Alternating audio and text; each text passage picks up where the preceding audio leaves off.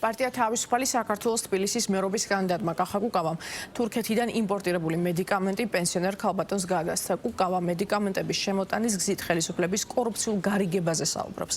მისი თქმით, კონკრეტულად ერთ-ერთი მედიკამენტის ღირებულება, რომელიც 59 ლარად იყიდება, თურქეთში 8 ლარია. კუკავა თვითმმართველობის არჩევნებში გამარჯვების შემთხვევაში პირობას დებს, რომ მედიკამენტები თურქეთიდან იმპორტირებული იქნება მთლიანად დედაქალაქისთვის საჭირო რაოდენობით, რაც მის ღირებულებას კიდევ უფრო შეამცირებს.